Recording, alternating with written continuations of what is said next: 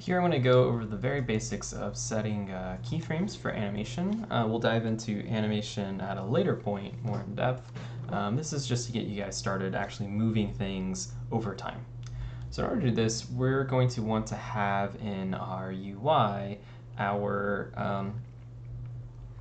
timeline tools that are going to let us see the different frames in our animation. So most of the time, until you start playing around with this, you're just working on the first frame of your animation, and you're really not really worrying about animation if you're just doing modeling and surfacing and rigging. Well, rigging you are. And so we don't really have to worry about time. And so when we're actually going to be doing animation in our final films, we are going to want to start thinking about time. And time in the 3D world, and also not necessarily the film world always, but in the 3D world, is usually measured in frames, right? And so frames are essentially each image that's going to be in your film. And so in Maya, this time slider, this time range down here, these numbers are corresponding to the image or the frame of the animation. And each animation or each film or game or whatever digital media you're looking at that's time-based is going to have a certain frames per second that it displays. So that's how many images that are played per second of real-world time. So in my case, I'm working with 24 frames per second, which means that for every second of time in the real world, 24 of these images or these moments pass by. If you don't see this time slider, we can access it up here under Windows, and we're going to find UI elements, and we're going to get the time slider. So we go to Window, UI elements, time slider. We'll also be working with the range slider, which is right here, and I think that should be pretty much all we need. We just need the time slider and range slider. So the time slider is going to let us, this is called scrubbing, where we're clicking and dragging through time.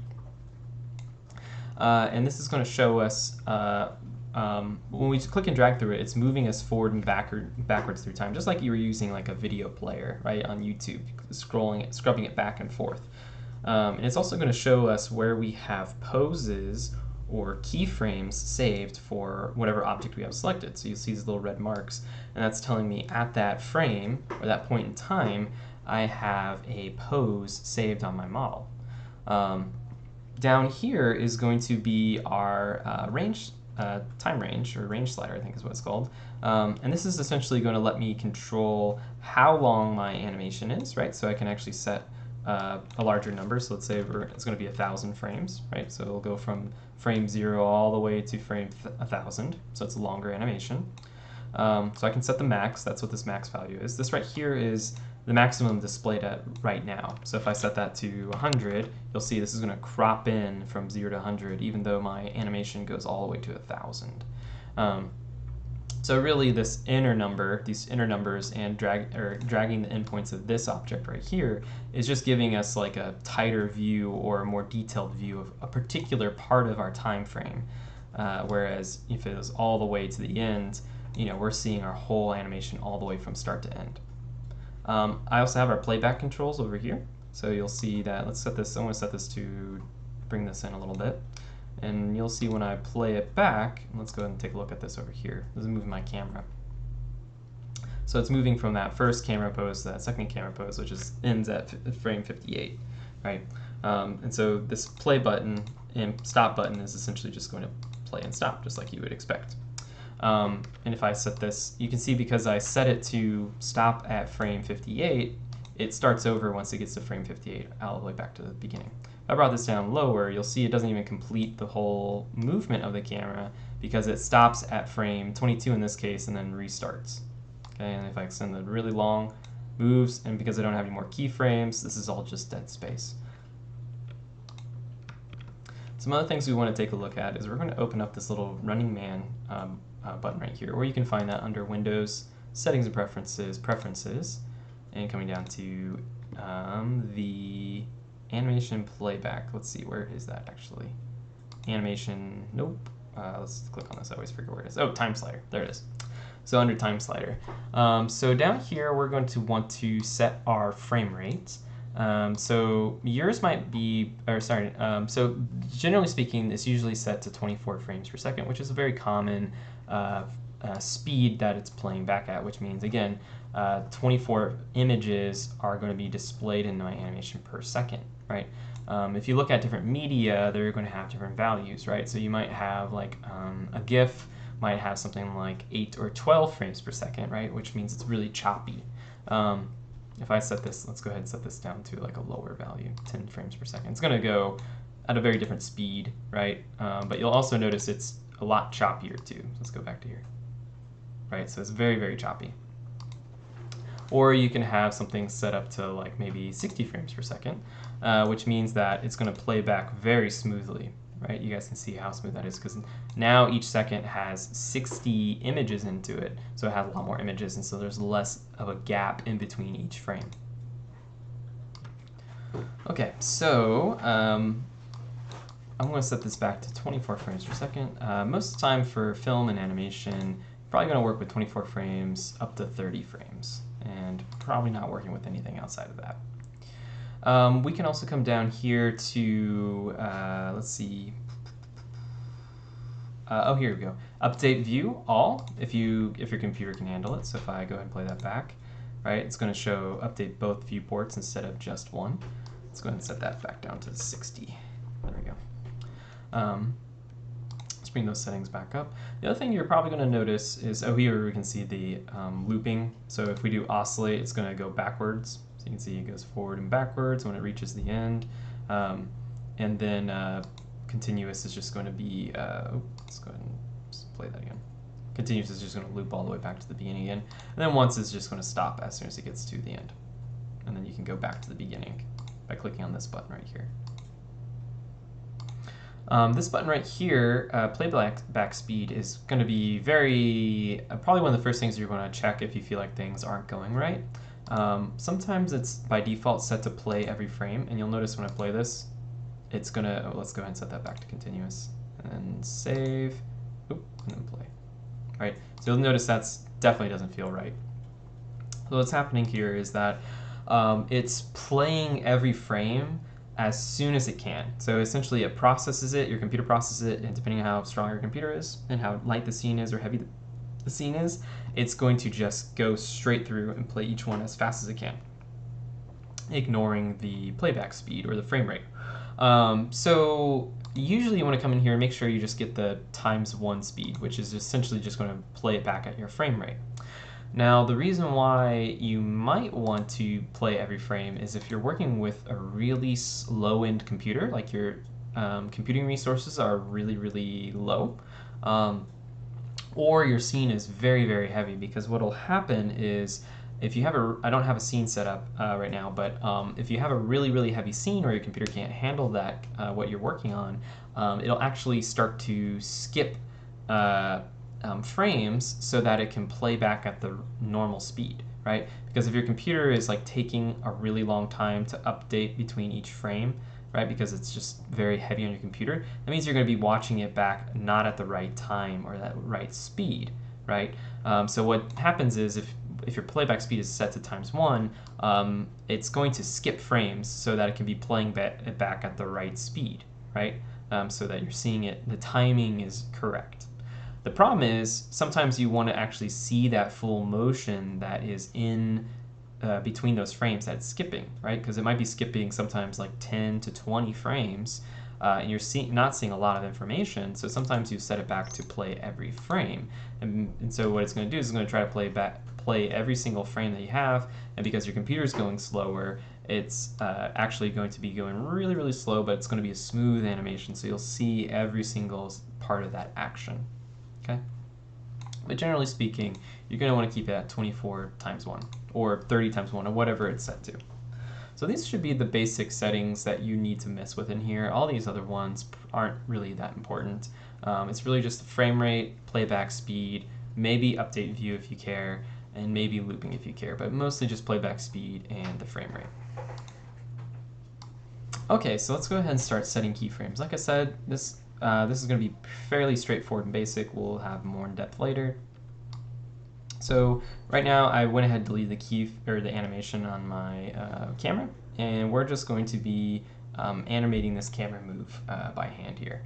And so in order to do this, we're going to come over to the animation tab.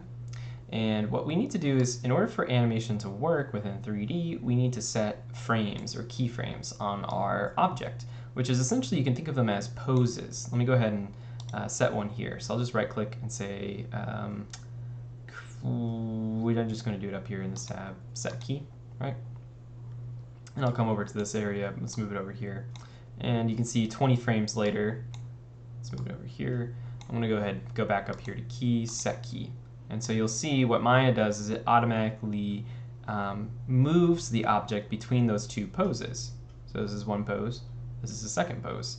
And so I save those poses, and then Maya, the 3D program, figures out how to move between those two poses and make them work together. Let me go ahead and just delete these really quickly. So we're going to be setting keys at different stages of time, and saving in each of those stages of time, we're saving a pose that our object has to hit. Okay, so what I'm going to do is I'm going to set the start pose. And so this is for my pivot camera move, which is actually one of the homework things that you're going to have to do. So feel free to follow along with this if you want to. So I will go ahead and get my camera into position. I can move in, kind of get into position over here if I want to, looking through the camera instead of moving it in a perspective view. And so once it's in position the starting position that I like, I'm going to come in here and go to key, set key, and you'll see now I have a red mark. You'll also see in the channel box that all of the different attributes for transformation attributes for that object are now have a red marker on them, which means that it has animation coming in on it. And you'll also notice if I move to frame 2, it's like a light pink. What light pink means is there's animation on it, but not on this frame. So these attributes do have animation saved on them, just not on the current frame you're on. But if you go to a spot with a keyframe, you'll see it's bright red, which means this current frame has animation or a keyframe saved for it. Okay, and so then what I'm going to do is I want to have a end pose that it's going to end on, or that it's going to move to at a later point in time. So I'm going to go forward to maybe like frame 60, some later period of time in my animation. I want to move it over here. So we're doing a pivot, which means that the camera moves from from one direction to another through space, but then rotates to look back at the subject, right? So I'm going to move this and rotate it back so that it's looking at my subject.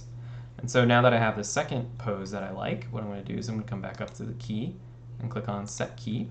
Another way you can do this is you can come in here, you can select these, and you can right click and say key selected, or you can just select one and right click and say set all keyable, but that's going to set other things as well. So we're just going to select these and do key selected. Okay, and now you'll see when I drag between this first pose and this second pose that it is moving between those two poses that I set a keyframe for, and then Maya's interpolating or automatically moving our object between those two poses I had set with my keyframes. If you don't like your keyframes, what you can do is you can right click on them in the timeline editor and click on delete. So that's going to delete it. Don't press delete on your keyboard because it's actually going to delete your 3D object. So you have to right click and say delete. You can select multiples by holding shift and left clicking, and you'll see this like kind of dragging field, and that'll let you select multiple keyframes at once. And so I just select both of those and say right click and say delete. So now they're both deleted. I can also move them by holding shift left clicking to select them and then moving them around by clicking and dragging on the middle of these arrows. So it's going to let me move it left and right. And you can also, if you had multiple keyframes, this is again probably not something we're going to need to worry about, but if I had another keyframe right there, if I wanted to kind of space them out or have them, take a longer period of time, I could actually stretch them out away from each other, or I could just probably just shift select one of them and move it forward in time.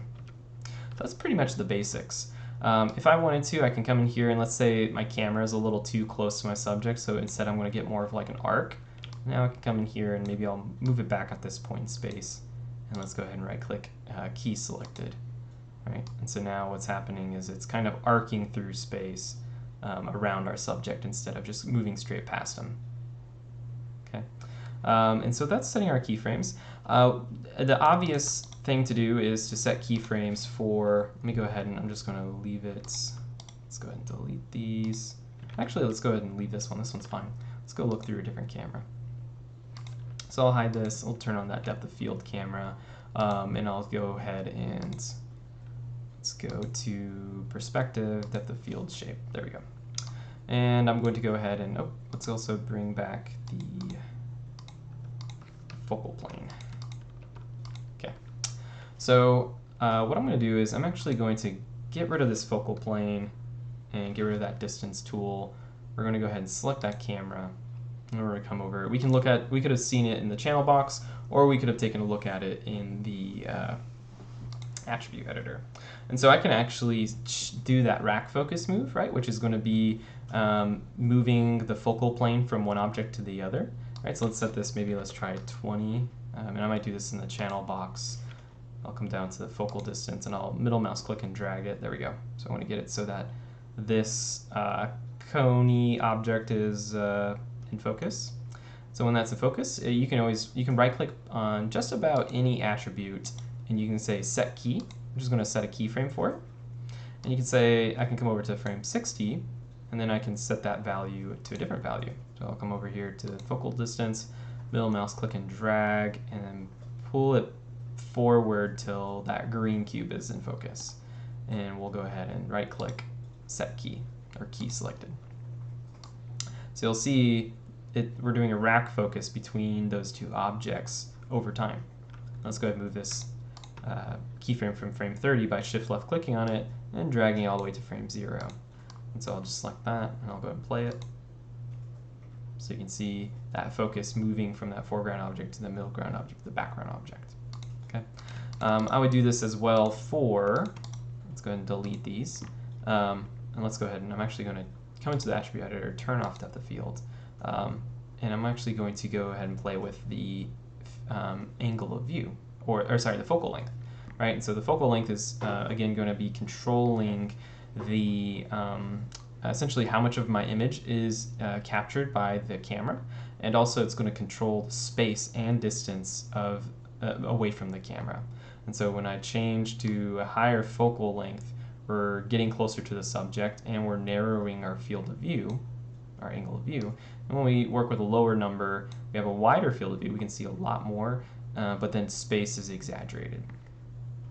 So I can go ahead and set key selected, and then I can come over to maybe frame 60, and let's just, we're zooming in. This is called zooming when you're changing the focal length. And so we'll go ahead and set key. And so here, over time, we're zooming in on the subject. Okay. This is really important for our dolly zoom, which is going to be the effect of where essentially for the dolly zoom, what's happening is we are doing a zoom, which is going to be animating the focal length to zoom in on the subject, but then we're also going to be dollying, which is where we are moving the camera back and forth, right? And so a dolly zoom is the effect of counteracting the zoom movement with a dolly movement, so it looks like the subject's not moving, and then the space around them moves. So you'll see right now we have a zoom, right, which is zooming in on our subject. I'm going to come in here and let's say I'm going to go to, let's go ahead and move this back out to something like right there. So I'm just going to get kind of like a medium shot on my subject. I'm going to go ahead and keyframe the translate Z value, which is the distance away from the subject. And then I'm going to go ahead and come to this first frame, and I'm going to move this so that my subject is more or less in the same exact position. I'll just right click on this and say key selected. And so now you'll see that the camera is moving forward and back while the camera is also zooming. So it has a really low focal length and the camera is really close at the time, and then we have a very long focal length and the camera is very far away. And the effect is the character more or less stays in place while the perspective of the image is changing drastically. So that's what our dolly zoom is we're changing the focal length at the same time as we're translating or moving our subject. And that's the basics of using animation for the purposes of this homework and starting to work with animation movement. You want to also go ahead and if sometimes you won't get keyframes showing up in the time slider and you're having a hard time selecting them, so certain attributes won't show up down here. So if you get into that situation, you could always also right click on the attribute and say break connections. And what that's going to do is it's going to, or you can also do delete selected, and that's going to delete the keyframe. So you can do delete selected to delete the keyframe at the current frame. You can also do break connections, and that's also going to disconnect anything that's coming in and taking over for that attribute.